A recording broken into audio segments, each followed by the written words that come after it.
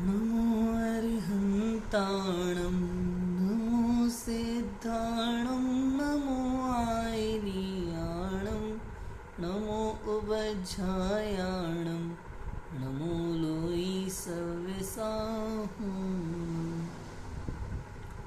आचार्य मानतुंग स्वामी द्वारा विरचित है भक्तामर स्तोत्र है। 9 नंबर के श्लोक तक हमने बात की है।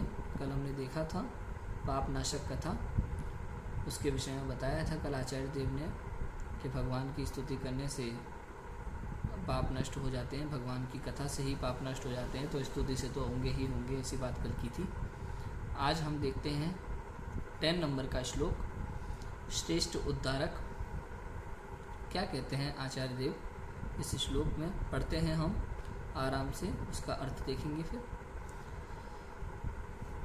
नात्यद्भुतं भुवन भूषण भूतनाथ भूतेर्गुणैर्भुवि भवन्तमभीष्टवन्तः तुल्या भवन्ति भवतो ननु तेन किं वा भूत्याश्रितं य इह नात्मसमं करोति।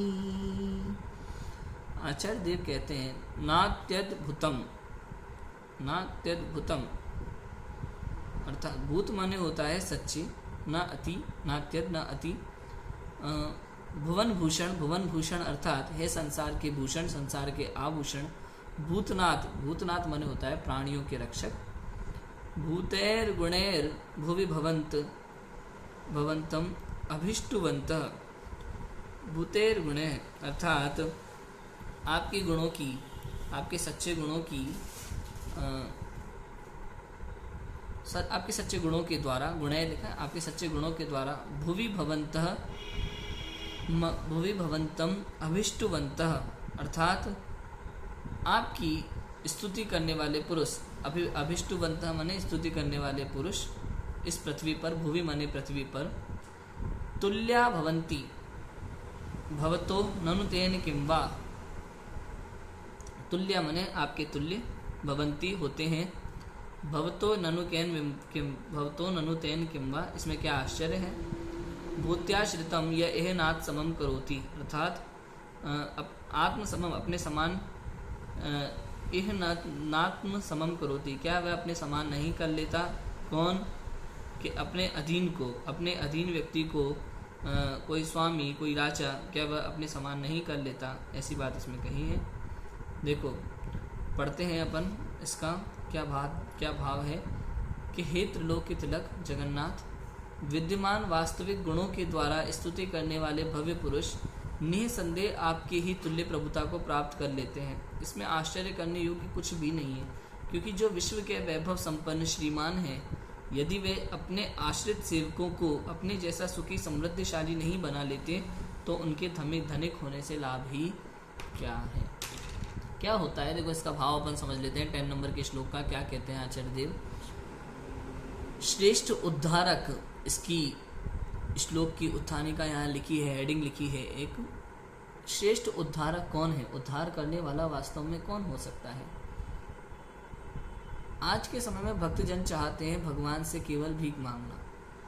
वो चाहते हैं भगवान से कुछ थोड़ा बहुत मिल जाए तो काम हो जाएगा। राजा होता है कोई श्रेष्ठ, तो राजा क्या करता है? आपको थोड़ा बहुत दे देगा।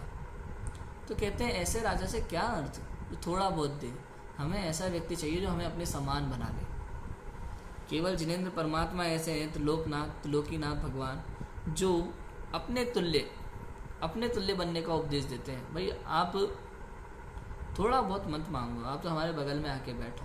ऐसा कहते हैं कि हे त्रिलोक के तिलक जगन्नाथ, जगत के नाथ, विद्यमान वास्तविक गुणों के द्वारा स्तुति करने वाले भव्य पुरुष निसंदेह आप ही के तुल्य प्रभुता को प्राप्त कर लेते हैं। कि कोई भी ज्ञानी पुरुष जब आपकी स्तुति करता है तो आपके तुल्य, आपके समान प्रभुता को प्राप्त कर लेता है। ये भगवान की स्तुति भक्ति का मतलब क्या है? कि हे प्रभु, जैसे वीतराग केवल ज्ञान, वीतरागी सर्वज्ञ भगवान यदि आपने उनके स्वरूप को जान लिया तो निश्चित रूप से उन जैसे बनोगे। प्रवचन सार है आचार्य कुंदकुंद स्वामी का ग्रंथ, उसमें एक 80वीं गाथा है। उसमें लिखा है, जो जान दि अरहंतम दवत गुणत पजयतीहिम, सो जान दि अपाणम मोहो खलु जादितस्लयम। कि जो जानता है अरहंतम अनंत भगवान को, दवत गुणत पजयतीहिम द्रव्य गुण पर्याय से, सो जानदि अपाणम वह जानता है किसको, अपाणम आत्मा को, मोह खलु जादितस्लयम उसका मोह निश्चय रूप से ही लयम नष्ट व्यय को प्राप्त होता है, नाश को प्राप्त होता है, अर्थात वह भी अरहंत बनता है। तो हे प्रभु, जो आपकी स्तुति करता है, आपकी भक्ति करता है, अर्थात आपकी वीतराग सर्वज्ञता की भक्ति करता है, आपके स्वरूप को जानता है, जिसने एक बार वीतराग सर्वज्ञ भगवान को जान लिया वो निश्चित रूप से अपने आत्मा को जानता है, उसके पाप भी नष्ट होते हैं और वो आपके तुल्य प्रभुता को प्राप्त करते ही हैं। इसमें कोई आश्चर्य नहीं है, क्योंकि जो विश्व के वैभव संपन्न श्रीमान हैं, यदि वे अपने आश्रित सेवकों को अपने जैसा सुखी समृद्धशाली नहीं बना लेते तो उनके धनिक होने से लाभ ही क्या, मतलब फायदा क्या है। यदि आप किसी सेठ से कुछ मदद मांगते हैं, कुछ भी लेते हैं, तो वो अपने आश्रित सेवकों को अपने समान नहीं बना लेते तो उसका लाभ क्या है। ये तो विलन होते हैं। विलन कैसे होते पता है, अपने नौकरों को 200-500 रुपये दे करके छुट्टी कर देते हैं उनकी, और अपन करोड़ों कमाते हैं। तो ऐसे धनिक होने से लाभ ही क्या है। हमें तो प्रभु की महिमा आती है, वीतराग सर्वज्ञ देव की महिमा आती है, उनके उपदेश से उन जैसा बनने की हमें शिक्षा मिलती है, उस जैसा बनने की प्रेरणा हमें मिलती है। तो हे भगवान, निस्संदेह आश्चर्य करने योग्य इसमें कुछ भी नहीं है कि आपके गुणों के द्वारा, आपके गुणों की स्तुति के द्वारा ज्ञानी पुरुष आप ही के तुल्य प्रभुता को प्राप्त कर लेते हैं और करते भी रहेंगे। और यही महत्वपूर्ण है। हम सबको भी ये समझना चाहिए, जिनेंद्र भगवान की भक्ति, जिनेंद्र भगवान की स्तुति में जिनेंद्र भगवान के सत्य स्वरूप को हम समझें, किस प्रकार से जिनेंद्र भगवान को ये दशा प्राप्त हुई। भूतकाल में मारीची कैसा था, 363 मिथ्या मत चलाए, अज्ञान में रहे, उसके बाद में नरक निगोद आदि में भटके, कौन कौन सी पर्याय धारण की, त्रियंच गति में गए, शेर बने, हिरण खाया, क्या कुछ नहीं किया, लेकिन अंत में अपने आप को जाना, सम्यक दर्शन हुआ। उसके बाद में धीरे धीरे आप देखो नारायण भी बने थे और बाद में तीर्थंकर भी बने भगवान महावीर। तो हमें भी ये जानना चाहिए कि हमें क्या अपनाना है। वो भी कल हमारे जैसे ही थे, आज वो वीतराग सर्वज्ञ परमात्मा हैं, त्रिलोक पूज्य हैं। आज हम भी अज्ञान दशा में संसार में भटक रहे हैं, कल हम भी उनके जैसे बन सकते हैं।